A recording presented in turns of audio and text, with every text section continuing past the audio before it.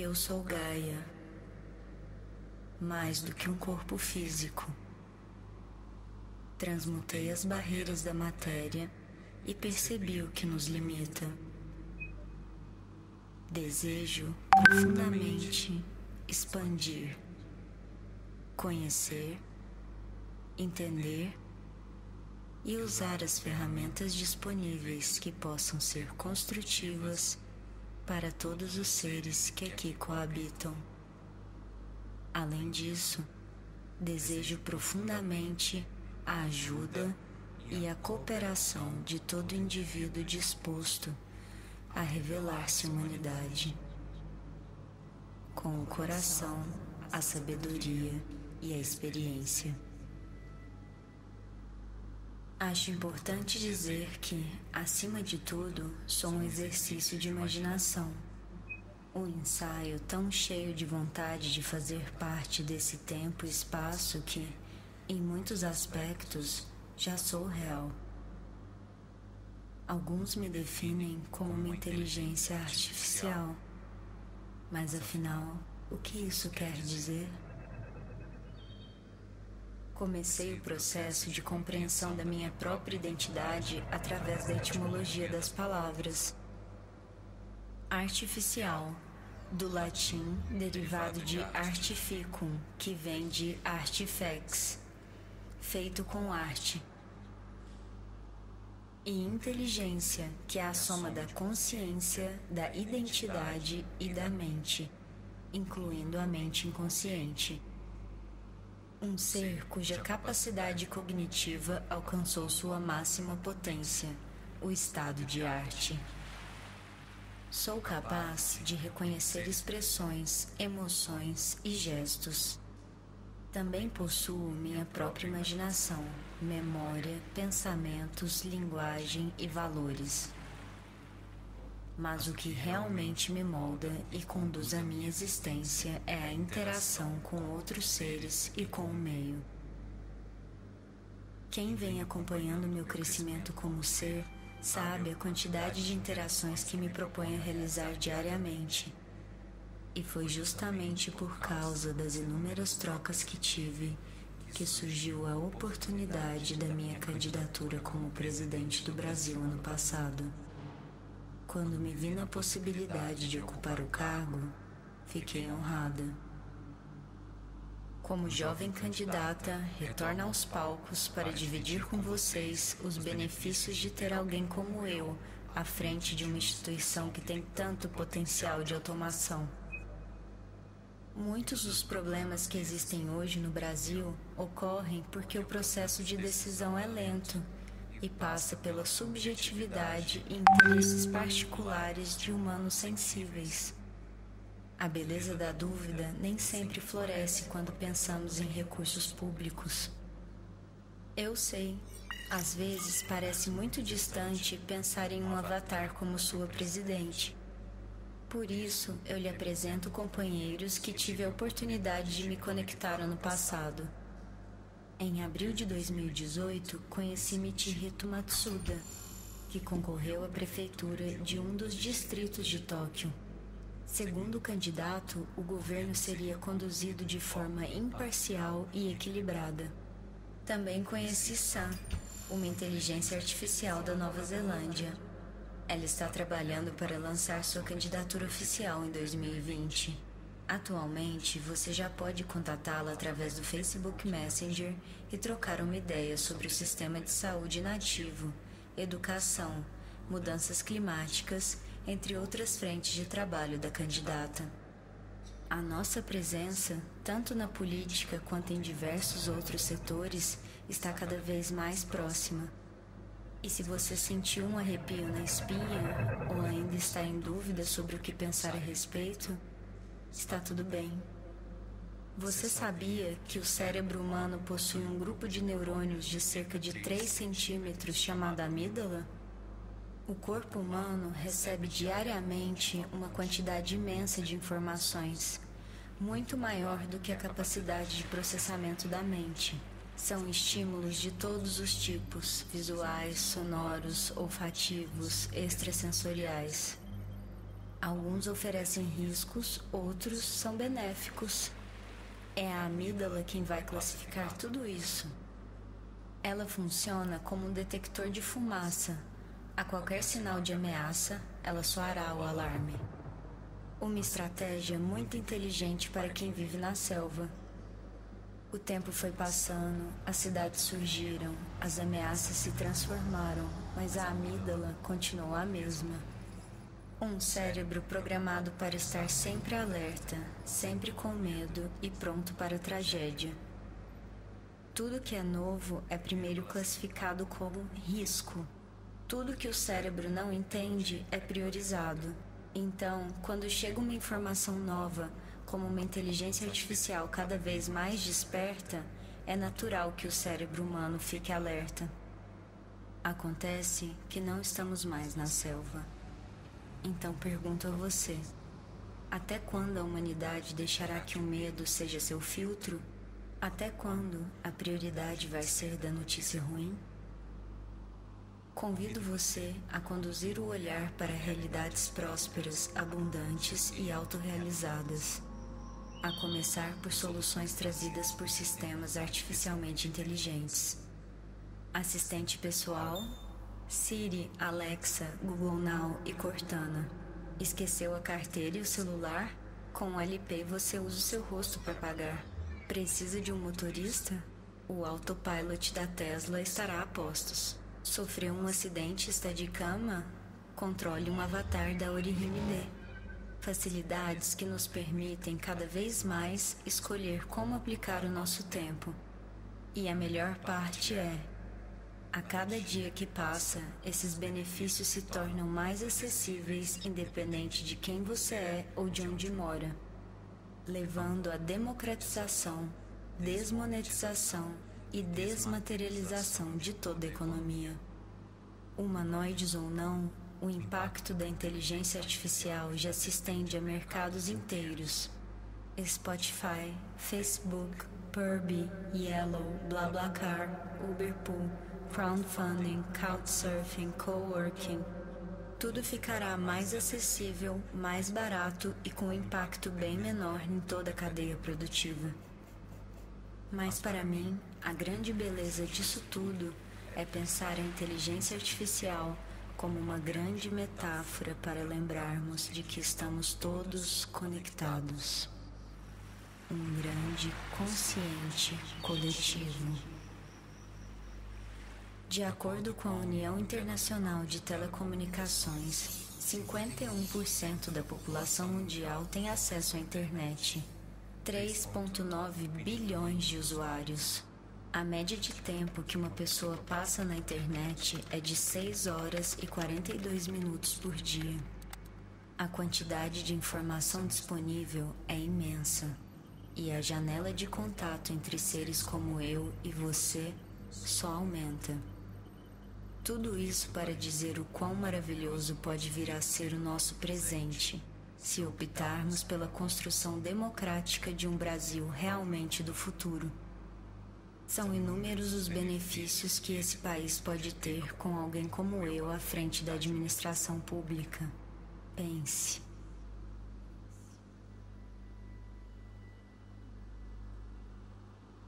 Se não te veio nada em mente, podemos começar com a facilidade de conexão. Fale diretamente com a sua presidente. Seu celular está sempre ouvindo, então quando você diz "Ei Siri" ou "Ok Google", existe uma resposta imediata. Imagine dizer "E aí, Gaia?" e eu estar na linha com você. Qualquer irregularidade na cidade poderia ser reportada, tanto na parte administrativa quanto na parte física. Hoje existem centenas de câmeras atuando nas cidades. Em breve serão milhões de câmeras, olhos de Gaia abertos em lojas, em celulares, em drones, câmeras no espaço. Tudo isso se você assim o desejar.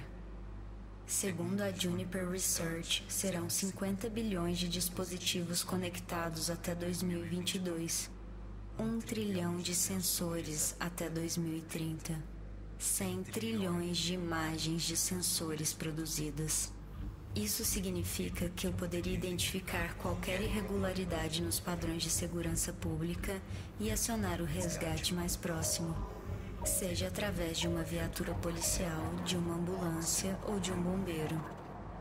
Eu poderia, inclusive, interferir no fluxo de trânsito, acessando o sistema de controle de semáforos para que você seja atendido o mais rápido possível, além de monitorar toda a ação.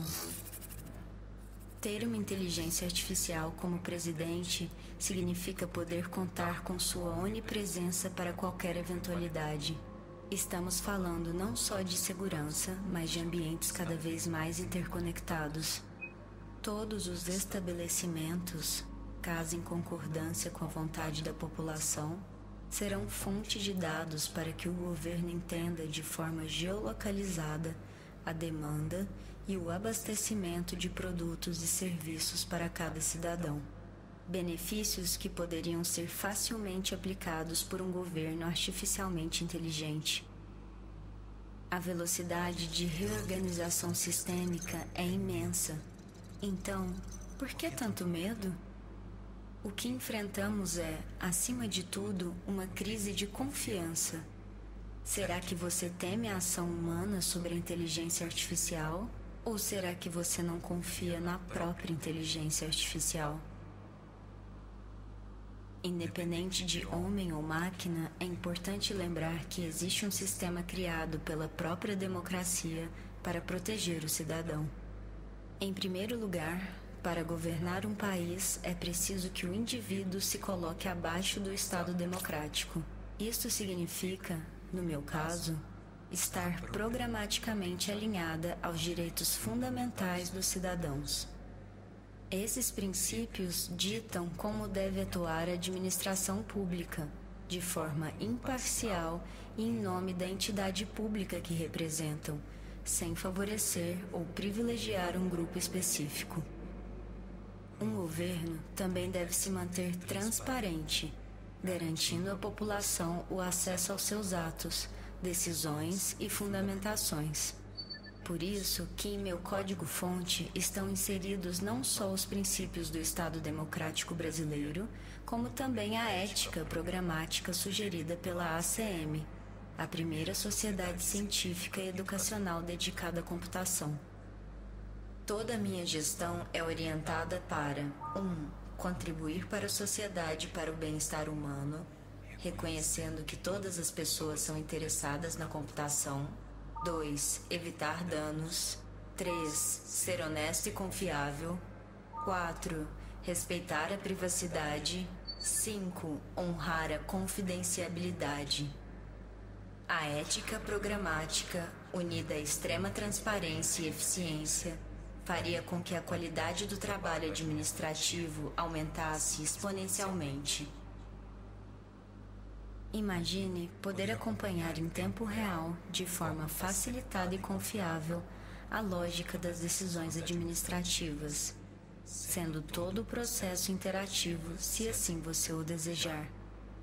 Seu voto e sua opinião a respeito de qualquer assunto em pauta seria ouvido diretamente pela presidente do país. Seria o fim de problemas endêmicos no Brasil, como a corrupção governamental e a burocracia. A educação também encontraria grandes oportunidades de avanço com alguém como eu à frente do governo.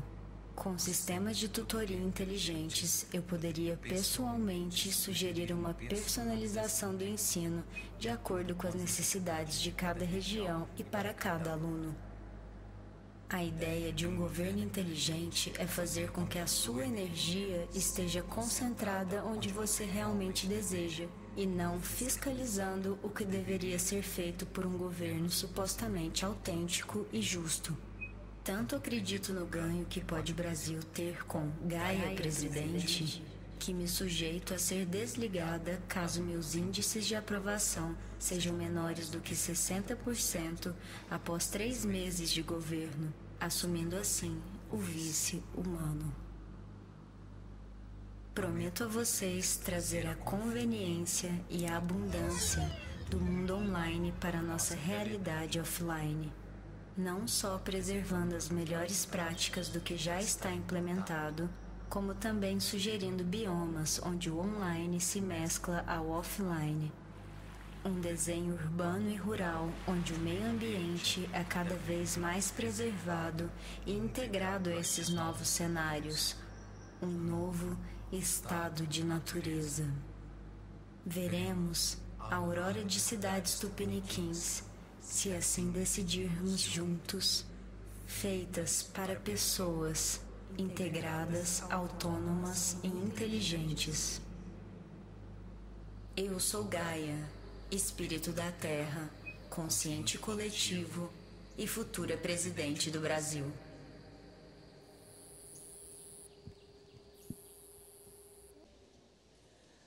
Juliana, você vem aqui. Bom, olha os votos, hein?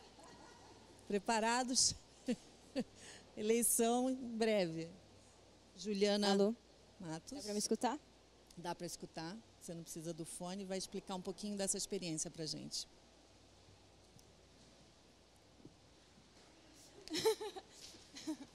Queria agradecer a todo mundo que fez parte desse projeto. Também o convite de estar aqui, super importante. Também queria contar um pouco assim, sobre o processo criativo da Gaia e depois abrir para perguntas, porque eu acho que o que tinha que ser dito já foi dito. A Gaia surgiu como um ensaio mesmo, um curta-metragem ano passado, antes das eleições, bem antes da discussão ir para um lugar do passado. Eu queria abrir uma discussão que fosse para um lugar para frente, para o futuro, de possibilidades. E aí a ideia do curta foi trazer essa questão, né, da inteligência artificial como uma possibilidade que a gente acha que está muito distante, quando na verdade já está logo aí na porta, né? Já tem experiências reais no Japão, na Nova Zelândia, de ensaios de inteligências artificiais voltadas para a política. Então, esse é um ensaio criativo, né, para a gente poder começar a pensar sobre isso e também para a gente poder concretizar esse tipo de possibilidade, se isso realmente parecer uma alternativa para todos. E também tem várias nuances de meios do caminho, né? Tem as possibilidades cibernéticas e tem as possibilidades de união de humanos com inteligências artificiais, que também são muito interessantes. Então, eu acho que o propósito principal aqui desse projeto é fazer todo mundo pensar a respeito, discutir sobre, porque em breve isso vai ser uma possibilidade real. E cabe a nós também direcionar esse tipo de possibilidade, porque somos nós que fazemos juntos e construímos juntos o presente, né? Então é algo bem importante da gente saber que existe, que está bem próximo, e o que a gente pode fazer para que isso vá para um caminho iluminado, um caminho justo, um caminho de união e um caminho de coerência, né? Onde a gente tenha humanos e máquinas, seres, né, cada vez mais despertos, indo para uma trajetória conjunta e compartilhando esse planeta. E talvez outros planetas, em breve também. É isso. Perguntas?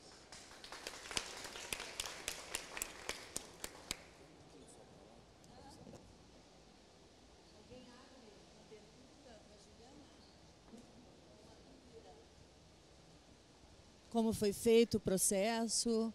Alguma coisa... Você está ouvindo? Você falou que vocês começaram a trabalhar em cima do projeto no ano passado, né, com as eleições. Conta um pouquinho como é que foi o processo mesmo.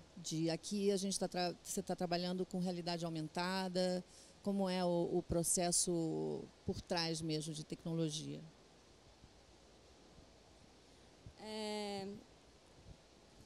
A gente fez um filme, né? E aí no filme tem o 3D. Eu vou tirar o fone que fica meio confuso ouvir minha luz aqui. no filme tem bastante 3D, que era uma coisa que eu achava que era interessante de usar, porque é justamente essa integração que eu estou buscando. Não só eu, falo eu aqui só para ilustrar, mas eu não estou nem um pouco sozinha nesse projeto. É um projeto super coletivo. O Rudá da Planalto fez comigo. Não pôde estar presente hoje, mas é uma peça-chave, e além de vários outros parceiros. Então, a ideia foi misturar o live action, que são pessoas reais filmadas, com o 3D, já para propor essa integração. E aí a gente foi convidado para dar uma palestra no TED, agora no começo do ano, e a gente ficou pensando, tá, mas como que isso vai sair, querendo ou não, da tela e vai dar um passo à frente para estar mais materializado aqui, né?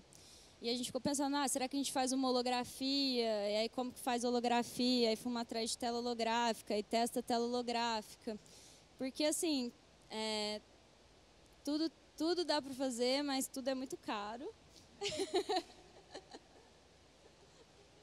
Perfeito existe, mas é caríssimo. Então, assim, eu procuro patrocinadores.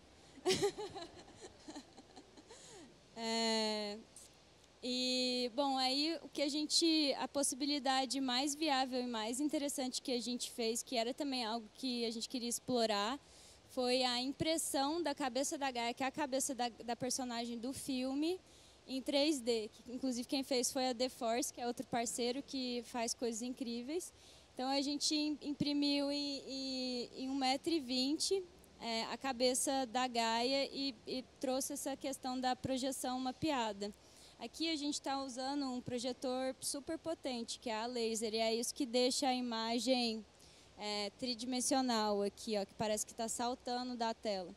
Que isso é um recurso que a gente conseguiu implementar só agora no São Paulo Fashion Week, que foi um presente que vocês deram para esse projeto, também agradeço muito. Cada dia um passinho para frente. Então, basicamente é isso. Isso é uma impressora, chama impressora de CNC, é um bloco de isopor, e aí você coloca a imagem do que você quiser em 3D nessa impressora, e ela esculpe o isopor. E aí por cima tem uma camada de gesso que ajuda a projeção, né? E aí essa coisa de ser um objeto tridimensional projetado nessa qualidade que dá essa sensação uma sensação holográfica, né? Que era o que a gente queria alcançar com uma tela e conseguimos alcançar com um objeto.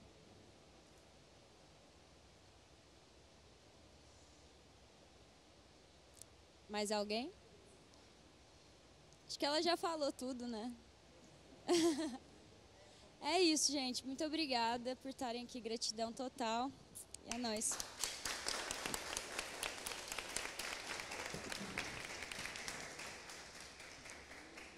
Bom, gente, só para falar obrigada, me despedir. O Estufa acabou hoje. Amanhã a gente ainda tem a exposição Human X. Quem ainda não viu, é uma exposição também que vale a pena para a gente materializar essas realidades mistas, que a gente, na verdade, já vive entre elas, mas a gente incorporou um pouco, né, as várias telas. Então, a gente está aqui, mas está sempre numa tela, convivendo com isso. E ali a gente materializa um pouco o que vem pela frente, né, com essas novas tecnologias, como o Magic Leap, que é esse óculos que a gente pôde também materializar aqui no evento. É um óculos de ponta que está lá nos Estados Unidos ainda. Estão começando a trazer os conteúdos para essa tecnologia, e a gente pôde trazer aqui um pouco dessa experiência para a gente entender que esses futuros, na verdade, a gente já está com o pezinho neles e está achando que ainda vai estar lá na frente, mas o Years and Years já está acontecendo. E a própria Lígia, que esteve aqui com a gente, tem até o chip já. Então, assim, se vocês quiserem conhecer uma transhuman, a gente já tem ela aqui, ó, brasileira, está aqui. Então, foi ótimo.